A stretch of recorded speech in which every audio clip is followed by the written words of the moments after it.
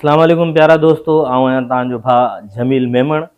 अॼोकी हिन वीडियो ठाहिण जो मक़सदु इहो आहे त तव्हांखे सिंधी पटके खे ॿधण जो तरीक़ेकार सम्झाइजे त सिंधी पटको कीअं ॿधबो आहे। अक्सर असांजा जेके दोस्त आहिनि उहे तमामु घणो परेशान थींदा आहिनि, ख़ासि करे असांजा जेको शादी जूं जेके रस्मूं तक़रीबूं थींदियूं आहिनि उन में असीं सिंधी पटको ॿधंदा आहियूं, या कल्चर जा असांजा ॾींहं थींदा आहिनि उन में सिंधी पटको ॿधंदा आहियूं असीं। पोइ असांखे उनजे ॿधण जो तरीक़ो ऐं उन्हनि जे वरनि जे तरीक़े जी एतिरी ख़बर न हूंदी आहे ऐं पटके जी जेका ख़ूबसूरती आहे उहा असरअंदाज़ थींदी आहे।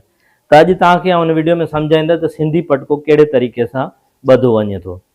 सभ खां पहिरीं असांखे सिंधी टोपी जो हुजणु या निमाज़ जी टोपी जो हुजणु ज़रूरी आहे ऐं उहा टोपी जेको आहे उहो पाए करे पोइ असीं पटको ॿधंदासीं त उहो पटको जेको आहे असांजो ख़ूबसूरत ऐं सुहिणो पटको जेको आहे उहो ॿधबो।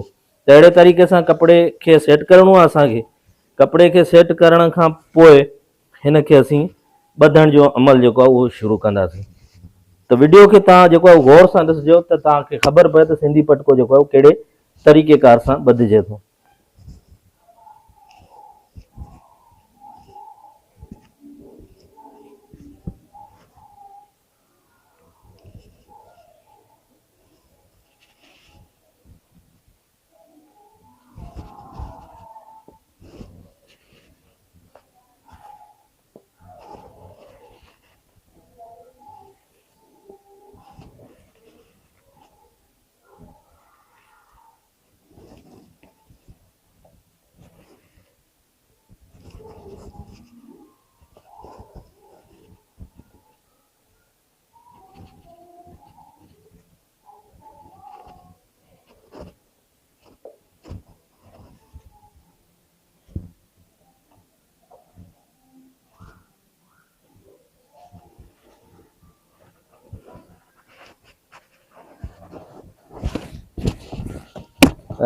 जी प्यारा दोस्तों, त सिंधी पटको हिन अंदाज़ सां ॿधबो आहे।